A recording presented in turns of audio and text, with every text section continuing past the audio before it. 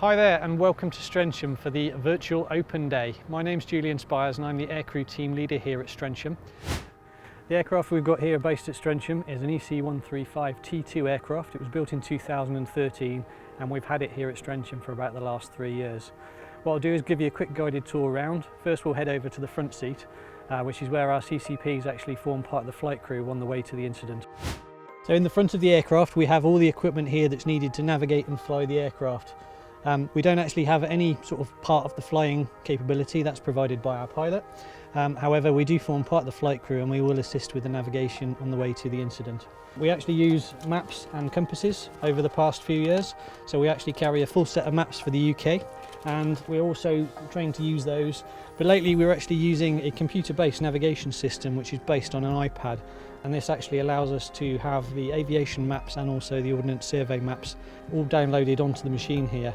We can actually input the grid into this and we can go straight to the incident. Okay, so that's the front of the aircraft. What we're going to remember is that we're actually an ambulance as well. So all the important stuff actually happens in the back of the aircraft. So we'll just open the doors here for you. Now we carry a flight crew of 3 people, okay, that's one pilot and also 2 medical crew, normally a doctor and a critical care paramedic here. In the early days of the air ambulance it was quite usual that we would use the capability of the aircraft to scoop the patient up and run, as we called it, to the hospital, to this scene.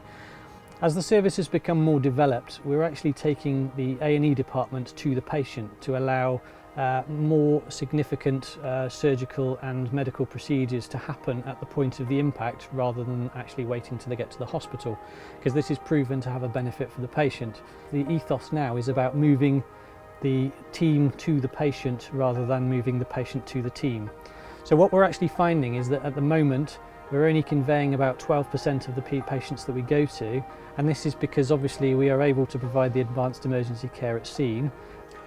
Okay, so this is the cardiac monitor that we use here, which is a standard monitor that's used by the ambulance service in the local area.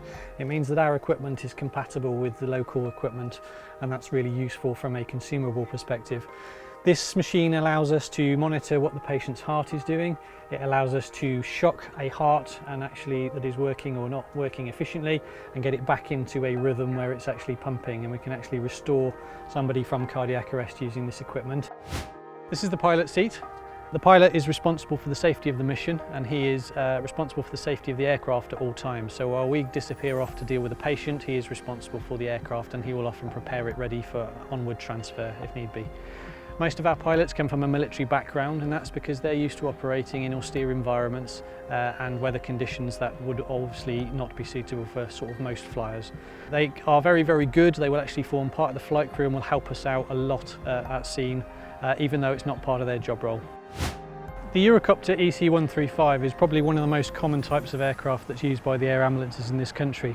The reason for this is nice and safe aircraft to work around. You can see how high the rotor disc is, so there's no danger of coming into contact with that.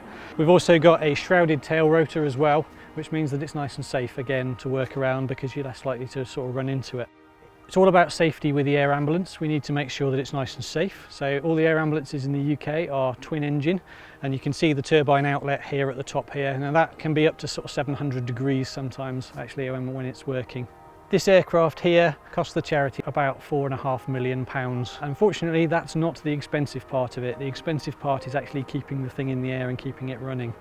And for that we work with our partner group, Babcock International, and they supply the pilots and also the engineering support for this aircraft, which is a charity-owned aircraft. So to keep 3 aircraft operational, the charity needs to raise over £9 million a year, which comes from generous donations from members of the public such as yourselves and also from legacy donations. So thank you for watching. That concludes our tour of the helicopter. If you have any questions, please put them in the comments box below.